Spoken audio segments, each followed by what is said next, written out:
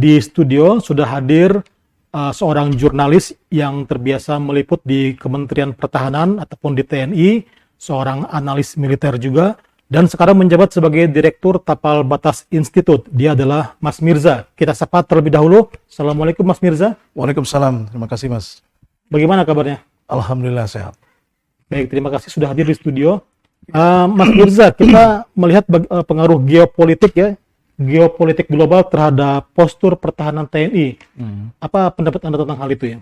Ya, kalau geopolitik geopolitik global terhadap postur pertahanan TNI jelas berpengaruh. Karena biar bagaimanapun alutsista TNI itu mengikuti apa yang terjadi di luar. Jadi kekuatan-kekuatan pertahanan di luar itu tentu menjadi kajian-kajian dari institusi pertahanan Indonesia, baik TNI maupun Kementerian Pertahanan. Di sana nanti muaranya nanti akan berujung kepada pembelian alutsista yang dibutuhkan oleh negara kita agar kuat di daerah kawasan. Kita kan dalam kondisi krisis ya, apakah pembelian alutsista ini sangat tepat untuk dilakukan saat ini ya? Ya, alutsista itu sudah dianggarkan beberapa tahun yang lalu. Jadi setiap 5 tahun itu sudah ada mata anggaran alutsista yang akan dibeli. Jadi 5 tahun lagi alutsistanya akan dibeli, sekarang sudah disiapkan. Nah, memang berpengaruh terhadap, apalagi nanti akan ada resesi ekonomi dunia. Tentu akan berpengaruh kepada pembelian alutsista yang sekarang kabarnya itu mahal. Bertambah mahal gitu. Nah, ini menjadi tantangan dari pemerintah, apakah nanti alutsista itu dibeli sesuai dengan mata anggaran yang ada atau dikurangi. Itu nanti tergantung dengan pertumbuhan ekonomi negara kita gitu. Apakah kekuatan pokok minimum TNI kita sudah tercapai ya? Kalau MEF, Minimum Essential Force, itu karena dia minimum, tentu ada target-target. Biasanya misalnya untuk pembelian pesawat tempur itu butuh waktu berapa tahun. Karena kan harus izin DPR, harus izin Kementerian Keuangan. Jadi prosesnya memang panjang. Nah, karena proses birokrasi yang panjang itulah membuat pembelian alutsista itu agak lama dan tidak bisa selesai dalam 5 tahun. Biasanya menteri berikutnya yang meneruskan pembelian alutsista itu, tapi tetap dibeli sesuai dengan anggaran yang ada, yang sudah ditetapkan. Dengan alutsista yang ada, apakah Indonesia saat ini mampu bertahan dari ancaman militer global? Kalau saya lihat sih masih bisa bertahan karena meski dengan kekurangan-kekurangan yang ada ya, karena SDM kita itu kuat. Kita ada sistem pertahanan keamanan rakyat semesta. Ada juga SDM TNI kita yang masih kuat, jadi tidak tergantung kepada alutsista yang ada di negara kita. Faktor apa saja yang membuat kekuatan pertahanan TNI kita semakin disegani? Ya, pertama mungkin keahlian ya, keahlian dari pasukan khusus kita, dari Kopassus, dari Detasmen Jalamengkara, dari Kopasgat ya sekarang TNI AU, keahlian mereka yang tidak dimiliki oleh negara-negara lain. Seperti misalnya melihat di tengah malam, mereka tidak perlu kacamata malam seperti negara-negara lain.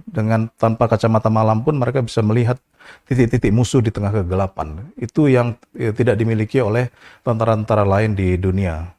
Ini menjadi kekuatan kultur TNI kita ya, di mana dengan alutsista yang begitu terbatas tapi bisa menghadapi ancaman-ancaman kemungkinan diserbu oleh negara lain. Ya, salah satunya itu ya.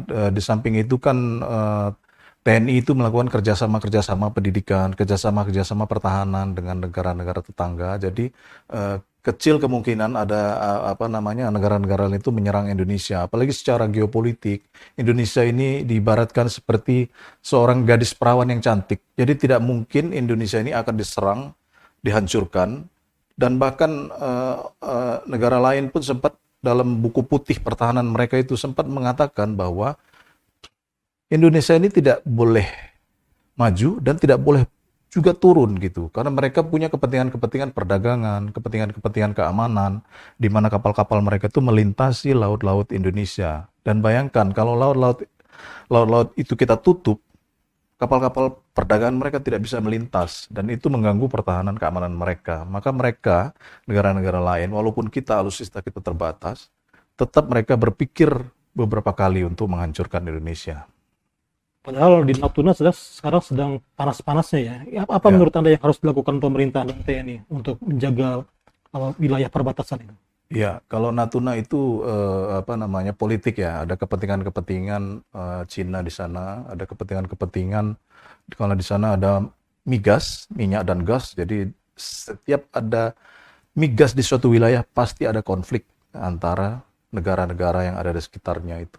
Dan buat saya, TNI tentu sudah mengantisipasi dengan waktu itu pernah mengirimkan pesawat tempur di Natuna untuk standby jika terjadi pelanggaran wilayah teritori di situ.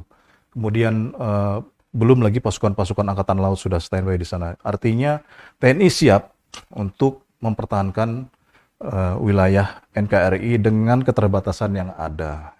Pangkalan militer pun di sana sedang dibangun ya kalau nggak salah ya. Ya, ya di sana untuk kita ya, bukan untuk orang luar. Pangkalan militer TNI Ya di sana sudah ada. sudah ada ya. Mm. Oke, di tahun politik ini yang bisa mengganggu ancaman pertahanan kita selain militer tentu ada aspek non militer ya. Nah, Anda melihatnya seperti apa? Ya, kalau gangguan-gangguan itu yang paling ditakuti itu adalah resesi ekonomi yang akan terjadi pada 2023 itu yang dialami oleh beberapa puluh negara, termasuk Indonesia. Nah, itu selain itu juga kalau ancaman terorisme, ancaman-ancaman lain itu biasa terjadi ya, sudah sering bertahun-tahun selalu muncul itu. Jadi menurut saya terus ancaman disintegrasi bangsa ya, adu domba dengan sesama anak bangsa itu yang sangat berbahaya. Maka dari itu kita harus mengedepankan persatuan dan kesatuan terhadap sesama anak bangsa sehingga dengan bersatu kuat negara lain atau musuh-musuh dari luar itu tidak mungkin bisa menggoyahkan kekuatan kita gitu, kekuatan pertahanan kita, dan itu sudah kita tunjukkan pada saat 17 Agustus pada saat kita merdekakan Indonesia gitu kan. Artinya aspek non militer akan lebih berbahaya dibanding aspek militer itu sendiri ya Ya, dalam ancaman terhadap keutuhan NKRI ini. iya. Termasuk COVID-19 ini termasuk ancaman non militer karena itu kan virus yang diduga ya dibuat oleh manusia kemudian menyebar ke seluruh dunia, dan itu ancaman yang bisa membuat apa namanya yang sangat berbahaya dibanding ancaman militer karena ancaman militer itu terlihat, ada rudal kelihatan, tapi kalau non militer tidak terlihat tapi tiba-tiba jatuh gitu. Personil TNI kita kan kalau nggak salah hanya 500.000 ya. Hmm. Ini kan menjadi komponen utama ya. Kementerian Pertahanan memiliki program komponen cadangan untuk menambah kekuatan jika sewaktu-waktu Indonesia diinvasi gitu. Menurut Anda bagaimana? Ya, komponen cadangan itu memang dari dulu dibentuk untuk memperkuat masyarakat sivil. Dulu mau dibuat wajib militer, tapi banyak yang tidak setuju, maka dibuatlah komponen cadangan. Komponen cadangan itu nanti biasanya itu ada pangkat dan jabatannya. Jadi ketika Indonesia berperang, maka komponen cadangan itulah yang akan membantu komponen utama. Komponen utama itu TNI itu.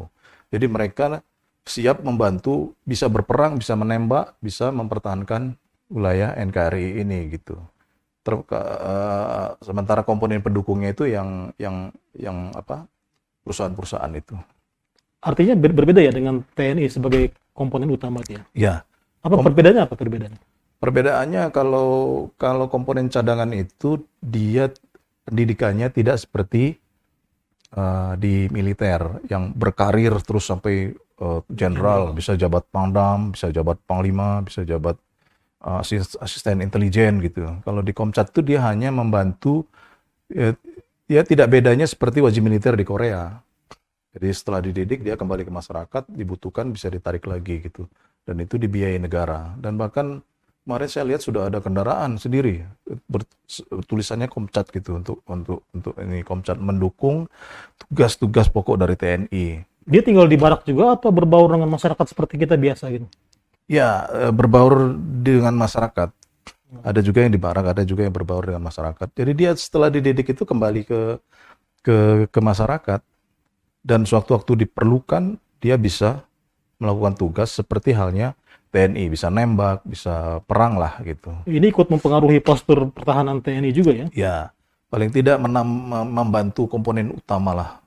Jadi komponen cadangan ini membantu TNI dalam wilayah pertahanan.